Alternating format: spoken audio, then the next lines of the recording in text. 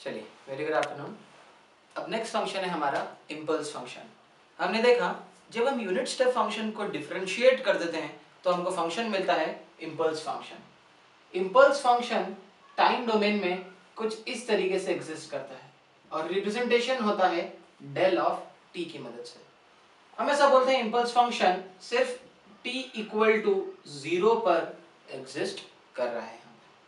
देखते हैं impulse function बना कैसा है। इम्पल्स फंक्शन बनाने के लिए आपने एक रेक्टेंगल लिया, उस रेक्टेंगल की लेंथ रखी आपने a और उस रेक्टेंगल की हाइट रखी आपने 1/a।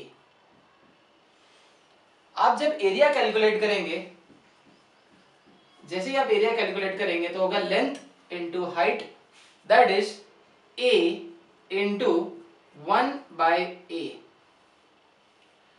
a से a कैंसिल, एरिया आया 1।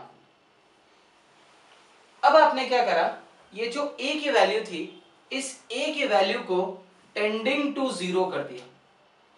तो आपने a की वैल्यू को जैसे ही टेंडिंग टू 0 करा तो लेंथ जो है वो बिल्कुल श्रिंक हो गई और anything upon 0 will be infinite. तो आपको फंक्शन कन्वर्ट हो गया डेल ऑफ टी में। तो यहां से आपको डेल ऑफ टी मिला है। जैसे ही आपने a टेंडिंग टू 0 कर दिया, लेंथ 0 हो गई और मैग्नीट्यूड हो गया इनफाइनाइट। इस वजह से एक इम्पल्स फंक्शन की बहुत इंपॉर्टेंट प्रॉपर्टी एग्जिस्ट करती है कि इंटीग्रेशन फ्रॉम माइनस इंफिनिटी से लेके plus infinity del of T is equal to 1। मतलब एरिया, इंटीग्रेशन का मतलब होता है एरिया कैलकुलेट करना। Area under any impulse function is always 1, क्योंकि आपने इस तरीके का रेक्टेंगल यहां पर कंसिडर करा था। तो यहां से पहली प्रॉपर्टी को प्रूव होती है आपकी, area under any impulse is always 1। For example, अब आपको जैसे अलग अलग डेल ऑफ टी रिप्रेजेंट करना है, आपको लिखना है डेल ऑफ टी माइनस 3। तो t जब तक यहां पर पॉजिटिव में है, जैसे t पॉजिटिव में है, तब तक आप ऐसा करें, ब्रैकेट के अंदर जो भी लिखा है फंक्शन, उस फंक्शन को 0 से इक्वेट करें। t minus 3 equal to 0, it means that t equals to 3। कहने का मतलब है अब ये जो इंपल्स है ये t इक्वल टू 3 पर एग्जिस्ट कर रही है। तो इस फंक्शन को अगर मुझे ड्रॉ करना है तो मैं ऐसे बताऊंगा, मैं एक इंपल्स लिखूंगा और जैसे यहां पर t इक्वल टू 0 लिखा था, इसके लिए लिखूंगा मैं t इक्वल टू 3।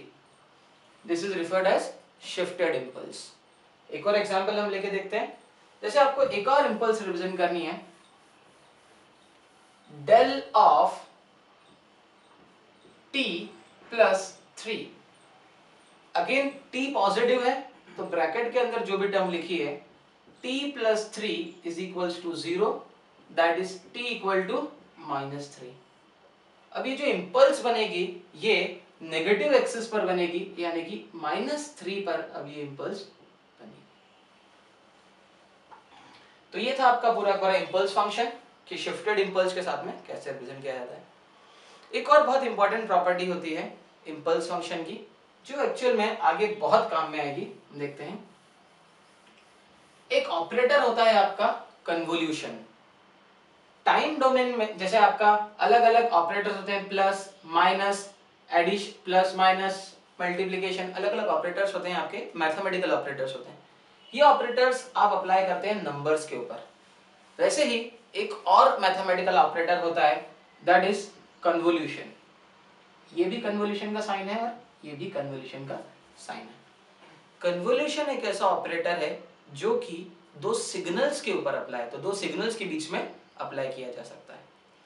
तो आपके दो डोमेन होते हैं, एक टाइम डोमेन और एक फ्रीक्वेंसी डोमेन। जब आप टाइम डोमेन में मल्टीप्लाई कर रहे हैं तो इसका मतलब है कि फ्रीक्वेंसी डोमेन में आप कर रहे हैं कन्वोल्यूशन, और अगर आप टाइम डोमेन में कन्वोल्यूशन कर रहे हैं तो इसका मतलब है फ्रीक्वेंसी डोमेन में कर रहे हैं आप मल्टीप्लिकेशन। तो टाइम और फ्रीक्वेंसी के बीच में कन्वोल्यूशन और मल्टीप्लिकेशन इंटर रिलेटेड है आपस में। प्रॉपर्टी आपकी ऐसी है कि अ फंक्शन, मैं मान लेता हूं एक फंक्शन है कुछ m ऑफ t, मुझे भी नहीं पता कैसा फंक्शन है। अ फंक्शन कन्वोल्ड, जैसे मैं फंक्शन को कन्वोल्ड करूंगा, shifted impulse, a function convolved with a shifted impulse. अभी हमने देखा कि ये इम्पल्स कहां पर एग्जिस्ट करेगी, ये इम्पल्स हमारी t 0 पर एग्जिस्ट करेगी। कैसे?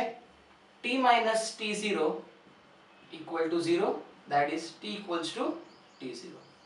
A function convolved with a shifted impulse will result in a shifted function। ये सबसे इंपॉर्टेंट प्रॉपर्टी है जो कि आपको एक्चुअल में समझाएगी कि मॉड्यूलेशन क्यों परफॉर्म किया जाता है, कैसे परफॉर्म होता है। A function convolved with a shifted impulse results in shifted function। मतलब वो फंक्शन जो है अब वो इम्पल्स की जगह पर आ चुका है। जहां पर इम्पल्स एग्जिस्ट कर रही है वहां पर आपका फंक्शन एग्जिस्ट कर रहा है। चलिए नेक्स्ट फंक्शन है आपका, नेक्स्ट इंपॉर्टेंट फंक्शन है एक्सपोनेंशियल फंक्शन। नेक्स्ट हेडिंग हम डालते हैं एक्सपोनेंशियल फंक्शन।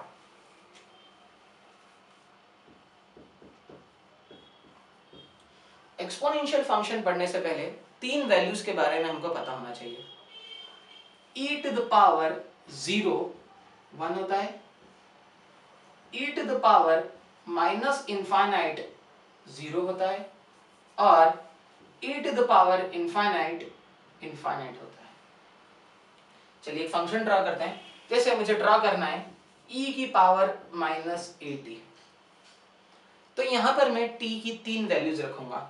एक एक्सिस बना देता हूं मैं, टाइम वर्सेस एम्पलीट्यूड की एक्सिस। t की जगह रखा मैंने 0, तो मुझे मिला e टू द पावर 0, और हमको पता है e टू द पावर 0 होता है 1, तो t इक्वल टू 0 पर मुझे मिला 1। t की जगह पर मैंने रखा इनफाइनाइट, तो t को मैंने रिप्लेस कर दिया इनफाइनाइट से, तो anything into infinite is infinite, और आगे माइनस साइन है, तो मुझे मिला e की पावर माइनस इनफाइनाइट। e की पावर माइनस इनफाइनाइट होता है 0। तो जैसे जैसे मैं इंफिनिटी की तरफ रीच करता जाऊंगा, एक्सपोनेंशियल फंक्शन डिके होना स्टार्ट कर देगा और 0 रीच करना स्टार्ट कर देगा। t की जगह पर जैसे ही इनफाइनाइट डालूंगा मैं प्लस इनफाइनाइट, तो हो जाएगा e की power minus a into infinite, मतलब e की पावर माइनस इनफाइनाइट, और वो कहां रीच कर देगा 0। अब मैं t की जगह पर माइनस इनफाइनाइट डालना चाहता हूं, तो लिखूंगा e to the power minus a into minus infinite, minus minus plus हो गया और हो गया e to the power infinite. e to the power infinite होता है इनफाइनाइट। तो जब मैं माइनस इनफाइनाइट वैल्यू डालना चाहता हूं, तो फंक्शन यहां से स्टार्ट होगा कहीं इनफाइनाइट वैल्यू से, और फंक्शन धीरे धीरे धीरे धीरे धीरे 0 को टेंड करते जाएगा। This is the graph of e की पावर at। अच्छा, अब अगला ग्राफ अपन देखें। मैं बताना चाहता हूं e की पावर at इंटू ut का ग्राफ हम जानना चाह रहे हैं।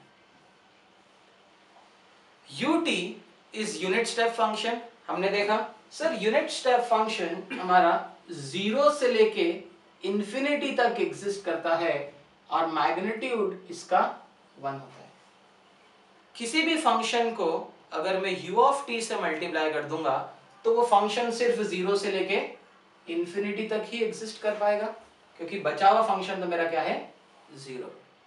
तो e की power e to the power minus at into ut, ये जो ग्राफ आपका रहेगा e की power minus at into ut का ग्राफ कुछ इस तरीके से रहेगा।